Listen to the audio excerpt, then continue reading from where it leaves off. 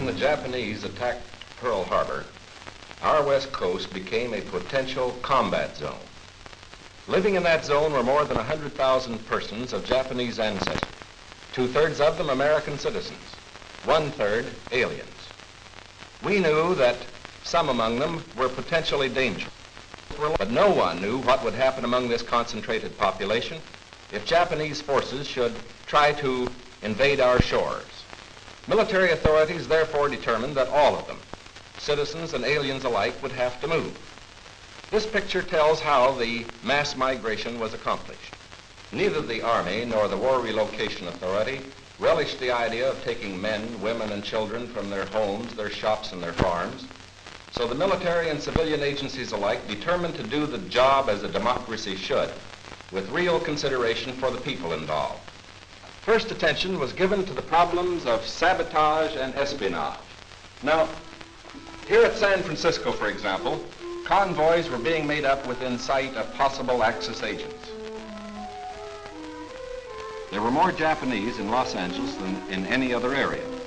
At nearby San Pedro, houses and hotels occupied almost exclusively by Japanese were within a stone's throw of a naval air base, shipyards, oil wells. Japanese fishermen had every opportunity to watch the movement of our ships. Japanese farmers were living close to vital aircraft plants. So as a first step, all Japanese were required to move from critical areas such as these. But of course, this limited evacuation was a solution to only part of the problem.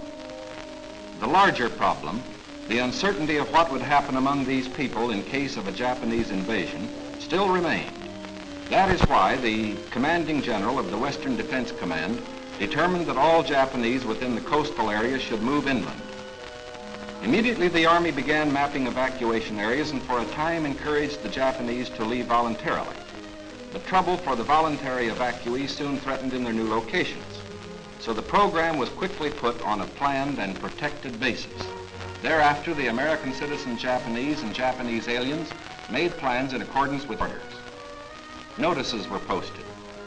All persons of Japanese descent were required to register. They gathered in their own churches and schools, and the Japanese themselves cheerfully handled the enormous paperwork involved in the migration.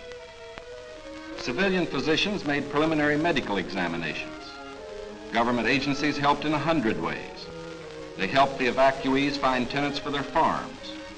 They helped businessmen lease, sell, or store their property. Now, this aid was financed by the government, but quick disposal of property often involved financial sacrifice for the evacuees. Now the actual migration got underway. The Army provided fleets of vans to transport household belongings and buses to move the people to assembly centers. The evacuees cooperated wholeheartedly. The many loyal among them felt that this was a sacrifice they could make in behalf of America's war effort. In small towns as well as large, up and down the coast, the moving continued.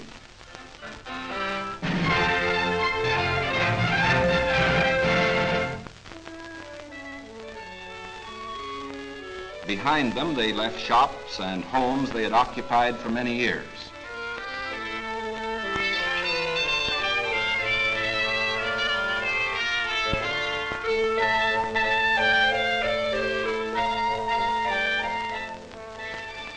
Their fishing fleets were impounded and left under guard. Now they were taken to racetracks and fairgrounds where the Army almost overnight had built assembly centers. They lived here until new pioneer communities could be completed on federally owned lands in the interior. Santa Anita Race Track, for example, suddenly became a community of about 17,000 persons. The Army provided housing and plenty of healthful, nourishing food for all. The residents of the new community set about developing a way of life as nearly normal as possible. They held church services, Protestant, Catholic, and Buddhist. They issued their own newspaper, organized nursery schools, and some made camouflage nets for the United States Army. Meanwhile, in Arizona, Utah, Colorado, Wyoming, and elsewhere, quarters were being built where they would have an opportunity to work and more space in which to live. When word came that these new homes were ready, the final movement began.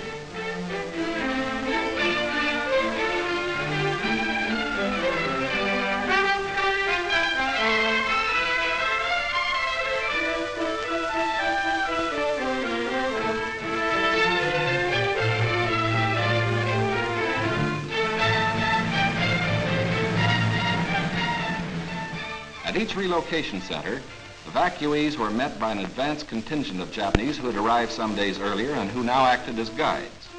Naturally, the newcomers looked about with some curiosity. They were in a new area, on land that was raw, untamed, but full of opportunity. Here they would build schools, educate their children, reclaim the desert. Their own physicians took precautions to guard against epidemics. They opened advanced Americanization classes for college students, who in turn would instruct other groups. They made a rough beginning at self-government, for while the Army would guard the outer limits of each area, community life and security within were largely up to the Japanese themselves. They immediately saw the need for developing civic leaders. At weekly community meetings, citations were given to the block leaders who had worked most diligently. Special emphasis was put on the health and care of these American children of Japanese descent.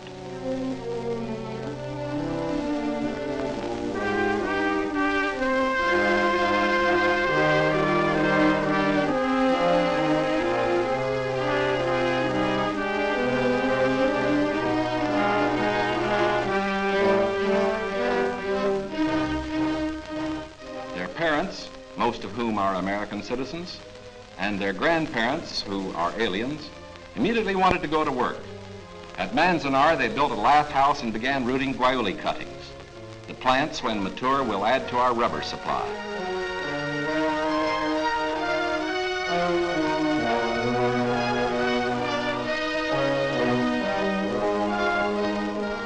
At Parker, they undertook the irrigation of fertile desert lands. Meanwhile, in areas away from the coast and under appropriate safeguards, many were permitted to enter private employment, particularly to work in sugar beet fields where labor was badly needed. Now, this brief picture is actually the prologue to a story that is yet to be told. The full story will begin to unfold when the raw lands of the desert turn green, when all adult hands are at productive work on public lands or in private employment. It will be fully told only when circumstances permit the loyal American citizens once again to enjoy the freedom we in this country cherish, and when the disloyal, we hope, have left this country for good. In the meantime, we are setting a standard for the rest of the world in the treatment of people who may have loyalties to an enemy nation. We are protecting ourselves without violating the principles of Christian decency. And we won't change this fundamental decency no matter what our enemies do. But of course, we hope most earnestly that our example will influence the Axis powers in their treatment of Americans who fall into their hands.